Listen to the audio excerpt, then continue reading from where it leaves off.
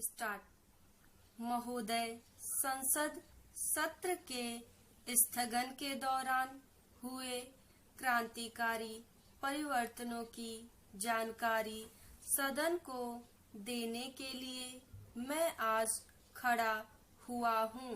भारत ने 11 मई को सफलतापूर्वक 3 भूमिगत परमाणु परीक्षण किए। 13 मई को 2 और भूमिगत परमाणु परीक्षण करने के साथ ही नियोजित परीक्षणों की यह प्रक्रिया पूरी हो गई है। मैं सदन से अनुरोध करूंगा कि वह मेरे साथ उन वैज्ञानिकों, इंजीनियरों और सैनिकों को ढेरों बधाई दें जिनकी उपलब्धियों ने हमें नए सिरे से राष्ट्रीय सम्मान और आत्मविश्वास भर दिया है। महोदय, मैं अपने इस वक्तव्य के साथ इस अवसर पर सदन के समक्ष एक दस्तावेज की प्रस्तुत कर रहा हूँ, जिसका विषय है भारत की परमाणु नीति का विकास। 1947 में भारत का एक स्वतंत्र देश के रूप में उदय हुआ। दुनिया के देशों के बीच जब उसने अपना सही स्थान प्राप्त करने के कदम बढ़ाए थे, तब परमाणु युग शुरू हो चुका था। हमारे उस समय के नेताओं ने यह महत्वपूर्ण फैसला किया कि भारत आत्मनिर्भरता के रास्ते पर चलेगा। वह अपनी नीतियों और कार्यों में स्वतंत्र रुख अपनाएगा।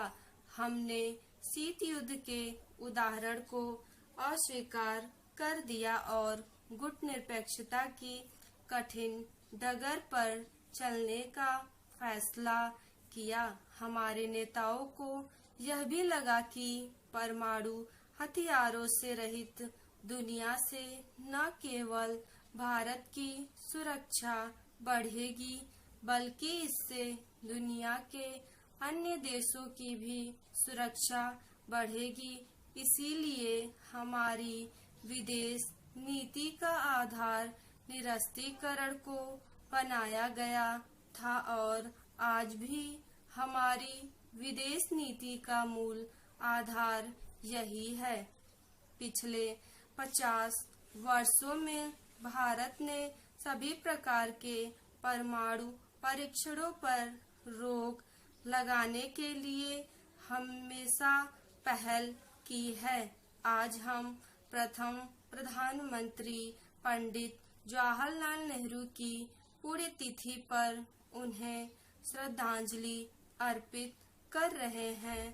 पंडित नेहरू ने 2 अप्रैल 1954 को लोकसभा को संबोधित करते हुए कहा था, परमाणु रसायन और जैविक ऊर्जा और शक्ति का इस्तेमाल कभी महाविनाश के हथियारों का निर्माण करने के लिए नहीं किया जाना चाहिए।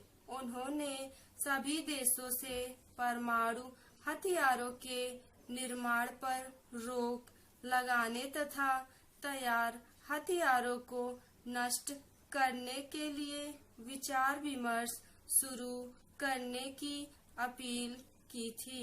उन्होंने चाहा था कि जब तक ऐसा समझौता नहीं हो जाता, तब तक सभी देश परमाणु परीक्षण करने पर रोक लगाने का एक समझौता कर लें, लेकिन उनके इस आह्वान की ओर किसी ने ध्यान नहीं दिया।